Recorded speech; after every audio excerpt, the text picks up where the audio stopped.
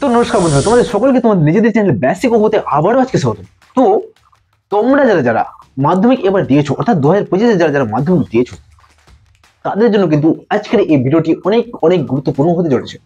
কিন্তু তার আগে আমি তোমাদেরকে সবাইকে, যারা যারা মাধ্যমিক পাস করেছো, তাদের সবাইকে কিন্তু আন্তরিকভাবে অভিনন্দন এবং শুভেচ্ছা। তো আজকে যেটা টপিক হচ্ছে সেটি অনেক অনেক গুরুত্বপূর্ণ কেন হতে চলেছে, কারণ আজকে যে টপিক হচ্ছে সেটির মধ্যে থাকছে মাধ্যমিকের পর কি নিয়ে পড়বে এবং মাধ্যমিকের পর কি কি চাকরির ফর্ম ভরতে পারবে, রাইট? তারপর তোমরা সায়েন্স নেবে নাকি আর্টস নেবে নাকি কমার্স নেবে, এবং প্রত্যেকটাতে অর্থাৎ আর্টসে কোন কোন সাবজেক্ট পাবে, সায়েন্সে তোমরা কোন কোন সাবজেক্ট পাচ্ছ, কমার্সে তোমরা কোন কোন সাবজেক্ট পাচ্ছ, সম্পূর্ণটা কিন্তু আমি জানাবো তোমাদের আজকের এই ভিডিওতে। তাহলে একদম বিনা স্কিপ করে তোমরা কিন্তু সম্পূর্ণ ভিডিওটি দেখবে। আমি বলবো তোমরা যদি সম্পূর্ণ ভিডিওটি দেখো তাহলে তোমরা সায়েন্স নিয়ে কোনো প্রকার অসুবিধা হবে না, আর্টস নিয়ে কোনো প্রকার অসুবিধা হবে না, এবং কমার্স নিয়ে কোনো প্রকার অসুবিধা হবে না। তাহলে চলো এবার ভিডিওটি শুরু করা যাক। সর্বপ্রথম আমি তোমাদের বলছি মাধ্যমিকের পর কি নিয়ে পড়বে। তাহলে এখানে আমাদের কাছে কয়েকটা অপশন আছে, যেমন আছে সায়েন্স নিয়ে পড়বে নাকি আর্টস নিয়ে পড়বে নাকি কমার্স নিয়ে পড়বে। তাহলে আমি তোমাদেরকে ভালো মতো কিন্তু বোঝাচ্ছি যে অ্যাকচুয়ালি কোনটাতে কোনগুলো সাবজেক্ট থাকে। ঠিক, আমি তোমাদের স্ক্রিনে কিন্তু একটা সাইডে বা এই সাইডে কিন্তু তোমাদের এই স্ক্রিনে কিন্তু কোনটা সাবজেক্টে কত, মানে কোন কোন সাবজেক্ট থাকে, কোনটা স্ট্রিমে কোন সাবজেক্ট থাকে, সেটা কিন্তু আমি এই সাইডে কিন্তু দেখিয়ে দেবো। তাহলে কিন্তু সম্পূর্ণ ভিডিও নো স্কিপ করে দেখবে, তাহলে কিন্তু তোমরা বুঝতে পারবে। আর হ্যাঁ, এই ভিডিওটি কিন্তু অবশ্যই কিন্তু তোমার বন্ধু বান্ধবের সাথে শেয়ার করে দেবে, যাতে তারাও ভালো মতো বুঝে যায় যে কোনটাতে কোন সাবজেক্টগুলো থাকে। তাহলে চলো এবার দেখে নিচ্ছি কোনগুলো সাবজেক্ট রয়েছে।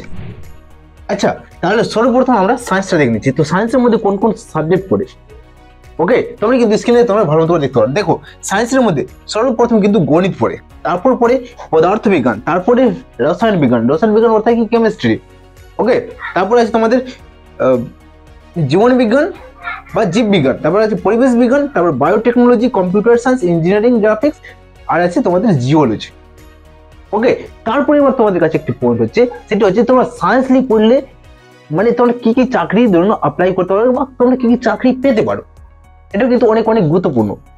ঠিক, তাহলে দেখো সায়েন্স নিয়ে পড়লে কি কি হওয়া যায়। তার মধ্যে সায়েন্স বিভাগে পড়াশোনা করে ডাক্তার এবং ইঞ্জিনিয়ার, তাহলে ডাক্তার এবং ইঞ্জিনিয়ারিং ছাড়াও কৃষি গবেষক, তারপর আছে পরিসংখ্যানবিদ, রসায়নবিদ, পদার্থবিজ্ঞানী, গণিতবিদ, প্রাণী বিজ্ঞানী, উদ্ভিদ বিজ্ঞানী, তারপর আছে তোমাদের মনোবিজ্ঞানী, তারপর আছে পরিবেশ বিজ্ঞানী, ফার্মাসিস্ট ইত্যাদি। আরো বাকি যতগুলো আছে সবগুলোতেও প্রায় মোটামুটি তোমরা ফর্ম ফিল আপ করতে পারবে। তাহলে সায়েন্স নিয়ে পড়লে কিন্তু তোমাদের এই একটাই সুবিধা যে তোমরা প্রায় অলমোস্ট প্রায় অনেকগুলো চাকরির জন্য কিন্তু অ্যাপ্লাই করতে পারবে। ক্লিয়ার? এবার কথা হলো যে তোমরা যদি নিটের দিকে যদি যেতে চাও, শুধুমাত্র নিটের দিকে, তাহলে তার জন্য তোমাদের কোন কোন সাবজেক্টে বেশি বেশি করে তোমাদের জোর লাগাতে হবে। তার জন্য যদি তোমরা ভিডিও চাও তাহলে কিন্তু অবশ্যই কমেন্ট করো, আমি তার জন্য কিন্তু একটি ভিডিও বানিয়ে দেবো। এবার কথা হলো আর্টস। এই আর্টসটা, এই আর্টসের সাবজেক্টগুলো কি? আর্টসের সাবজেক্টগুলো হচ্ছে ইতিহাস, তারপরে ভূগোল, তারপরে এডুকেশন, তারপর সংস্কৃত, তারপর আছে তোমাদের রাষ্ট্রবিজ্ঞান, তারপর সমাজবিজ্ঞান, তারপর সাইকোলজি, তারপর অর্থনীতি, তারপর পরিবেশবিদ্যা, তারপর পুষ্টিবিজ্ঞান, তারপর মিউজিক, তারপর আছে এই ফাইন আর্টস, তারপরে শারীরিক শিক্ষা। এগুলো কিন্তু আর্টসের মধ্যে পড়ে। ওকে, তোমরা স্ক্রিনে দেখতেই পাচ্ছ। এবার কথা হলো আর্টস নিয়ে যদি তোমরা পড়ো তাহলে তোমরা কি কি চাকরি পেতে পারো বা কি কি জন্য তোমরা করতে পারো। ঠিক, তাহলে দেখো আর্টস নিয়ে পড়লে তোমরা কি কি হতে পারে, সেগুলো শিক্ষক, অধ্যাপক, গবেষক, লেখক, সাংবাদিক, প্রকাশক, ভাষাবিদ, আইনজীবী, অর্থাৎ তোমরা উকিলগুলো যেগুলো থাকে উকিলও কিন্তু হতে পারবে। ইউপিএসসি এক্সামগুলো সেগুলোতে কিন্তু জিকে অনেকটাই গুরুত্বপূর্ণ রোল কিন্তু নিভায়, কারণ এগুলোতে আশেপাশের জিনিসগুলোকে কিন্তু জানার অত্যন্ত গুরুত্বপূর্ণ ব্যাপার। ঠিক, এটাই। তারপর আছে তোমাদের আইনজীবী, তো বললাম, সমাজকর্মী, রাজনৈতিক কর্মী, ব্যবস্থাপক, বিশ্লেষক, কূটনীতিক। এগুলো কিন্তু তোমরা যদি আর্টস নিয়ে পড়ো তাহলে কিন্তু এগুলোতে আরাম থেকে যেতে পারবে। আরো অন্যান্য গুলো আছে, তাহলে তোমরা কিন্তু এগুলোতে অ্যাপ্লাই করতে অনায়াসে পারবে। ক্লিয়ার? তারপর তোমাদের কাছে আসলো কমার্স। ঠিক, তাহলে সায়েন্স হলো, আর্টস হলো, এবার হলো আমাদের কমার্স। তাহলে কমার্সে যদি তোমরা পড়ো তাহলে তোমাদের কাছে কোন কোন সাবজেক্ট নিতে হবে। দেখো, এটার জন্য তোমাদের কি কোন কোন সাবজেক্ট পড়তে হচ্ছে। অ্যাকাউন্টেন্সি, তারপর আছে ইকোনমিক কিন্তু অনেক বড় একটা বিষয়, দারুণ বিষয়। তারপর আছে তোমাদের বিজনেস স্ট্র্যাটেজি, তারপর গণিত, তারপর আছে ইনফরমেটিক্স প্র্যাকটিসেস, তারপর ম্যানেজমেন্ট, তারপর বিজনেস ফাইন্যান্স মার্কেটিং। ওকে, এগুলো কিন্তু যে কোনো স্টেট বা যে কোনো কান্ট্রির বলতে পারো, এগুলো কিন্তু ইকোনমিকের দিক থেকে অনেকটাই গুরুত্বপূর্ণ ব্যাপার। ক্লিয়ার? তারপর দেখো কমার্স নিয়ে যদি তোমরা পড়ো তাহলে তোমাদের কি কি মানে তোমরা কি কি হতে পারো বা ক্যারিয়ার গুলো কি কি এর মধ্যে। ঠিক, তাহলে এর মধ্যে ক্যারিয়ার গুলো হচ্ছে banker, accountant, chartered accountant, financial planner, management accounting, তারপরে আছে অ্যাকচুয়ারি, তারপরে আছে ভেঞ্চার ক্যাপিটালিস্ট, তারপরে agriculture economics, product manager, sales manager, loan executive প্রভৃতি। ওকে, তারপর তোমরা ক্লাস 10 এর পর কিন্তু আইটিআই করার সুযোগ সুবিধা পাচ্ছ। আইটিআই অর্থাৎ কি? Industrial training institute. তোমরা যদি আইটিআই করো, আমি বলো তোমরা আইটিআই একদম মাস্ট করবে। আইটিআই হলো তোমাদের একটা স্কিল টাইপের স্কিল এখনকার টাইমে অনেক অনেক গুরুত্বপূর্ণ। স্কিল যদি তোমার থাকে তাহলে তোমাদের কেউ আটকাবে না। যদি তোমার কাছে স্কিল যদি না থাকে তাহলে কিন্তু তুমি মানে কাজ না পাওয়ার সম্ভাবনা অনেকটাই বেশি। তোমরা আইটিআই অবশ্যই করে নেবে, এটা কিন্তু রেলে অনেক অনেক গুরুত্ব নেই ভাই। তাহলে মাধ্যমিকের পর কি নিয়ে পড়বে? হয়ে গেল সায়েন্স, আর্টস, কমার্সের মধ্যে কোন কোন সাবজেক্ট থাকে এগুলো কমপ্লিট হয়ে গেল। তারপর তোমাদের থাকলো মাধ্যমিকের পর কি চাকরি ফর্ম ফিল আপ করতে পারবে বা ভরতে পারবে, রাইট? তাহলে এবার মাধ্যমিকের পর যে আছে, মাধ্যমিকের পর কি চাকরি ফর্ম ভরতে পারবো, এটা কিন্তু অনেক অনেক গুরুত্বপূর্ণ। তাহলে চলো এবার তোমরা এই স্ক্রিনে ভালো মতো করে দেখো, আমি তোমাদের একটা একটা করে বলছি। দেখো, সর্বপ্রথম তোমরা যারা মাধ্যমিক দিয়েছো এবং হেভি নম্বর পেয়েছো, অর্থাৎ 90% প্লাস যারা নম্বর পেয়েছো বা 85+ নম্বর পেয়েছো, বিভিন্ন জায়গায় কিন্তু বিভিন্ন নম্বরে এই যে জিডিএস বা গ্রামীণ ডাক সেবক যেটা থাকে সেটা কিন্তু হয়ে থাকে।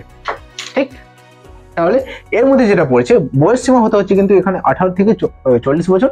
তাহলে তোমরা যারা মাধ্যমিক ক্যান্ডিডেট রয়েছে তাদের যদি 18 থেকে 40 বছরের মধ্যে হয়ে যায় তাহলে তোমরা অনায়াসে এই জিডিএস জন্য কিন্তু অ্যাপ্লাই করতে পারো বা গ্রামীণ ডাক সেবার জন্য কিন্তু অ্যাপ্লাই করতে পারো। তারপর আসলে মাসিক বেতন কত তোমার পেতে পারো, এখানে তোমার মাসিক বেতন পেতে পারো 10,000 থেকে 24,470 টাকা অবধি। তারপরে রিক্রুটমেন্ট বোর্ড, ভারতীয় ডাক বিভাগ, ঠিক অফিসিয়াল ওয়েবসাইট তোমরা দেখতে পাচ্ছ। তারপর আছে পশ্চিমবঙ্গ পুলিশ কনস্টেবল, তাহলে ওয়েস্ট বেঙ্গল পুলিশ কনস্টেবলের জন্য কিন্তু তোমরা অ্যাপ্লাই করতে পারছো। তারপর আছে এর মাসিক বেতন কত 22,500 থেকে 58,500 টাকা পর্যন্ত কিন্তু। ঠিক, তারপরে recruitment board, Paschimbanga police recruitment অর্থাৎ wbpolice.gov.in। তারপর আছে কলকাতা পুলিশ কনস্টেবল, বয়স সীমা হচ্ছে 18 থেকে 27 এর মধ্যে, এটাও কিন্তু তোমরা মাধ্যমিক পর অ্যাপ্লাই করতে পারবে। এর মাসিক বেতন ভালো আছে 22,700 থেকে 58,500 অব্দি। ঠিক, আর recruitment board official website wbpolice.gov.in।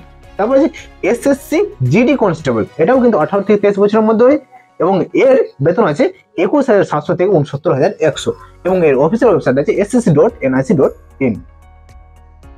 তারপর আছে রেলওয়ে গ্রুপ ডি, তাহলে রেলওয়ে গ্রুপ ডি জন্য কিন্তু বয়স হতে হচ্ছে তোমাদের 18 থেকে 33 বছর, মাসিক বেতন হচ্ছে তোমাদের 22,000 থেকে 25,000 টাকা পর্যন্ত। রিক্রুটমেন্ট বোর্ড হচ্ছে তোমাদের indianrailways.gov.in।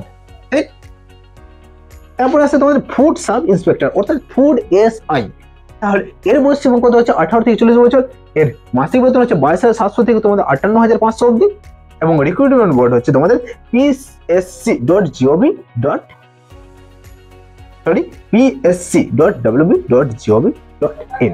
ওকে, তারপর ক্লার্কশিপের জন্য তোমাদের কি করতে হচ্ছে, বয়স সীমা কি হচ্ছে 18 থেকে 40 বছর, মাসিক বেতন হচ্ছে তোমাদের 22,700 থেকে 58,500 অব্দি আর রিক্রুটমেন্ট বোর্ড হচ্ছে তোমাদের psc.wb.gov.in। ক্লিয়ার? তারপর যে কৃষি প্রযুক্তি সহায়ক অর্থাৎ এগ্রিকালচার টাইপের। ওকে, তাহলে বয়স সীমা হচ্ছে তোমাদের 18 থেকে 40 বছর এবং এর মাসিক বেতন হচ্ছে 5,400 থেকে 25,200 টাকা পর্যন্ত এবং এর অফিসিয়াল ওয়েবসাইট হচ্ছে psc.wb.gov.in। আর তারপর আছে তোমাদের SSCMTS, বয়স সীমা এর কত হচ্ছে 18 থেকে 25 বছর, মাসিক বেতন হচ্ছে তোমাদের 19,915 থেকে 20,245 টাকা অব্দি। তারপরে অফিসিয়াল ওয়েবসাইট হচ্ছে ssc.nic.in।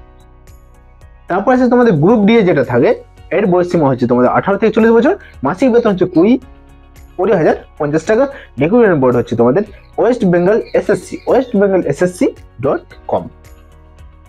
আশা করছি তোমাদের কাছে কিন্তু এই যতগুলো জিনিস আমি তোমাদেরকে তুলে ধরেছি তোমাদের সামনে, সমস্তটা কিন্তু তোমরা ভালো মতো বুঝতে পেরেছো এবং তোমরা কিন্তু এটু অ্যানালাইজ করতে পেরেছো যে তোমরা সায়েন্স নেবে নাকি আর্টস নেবে নাকি কমার্স নেবে।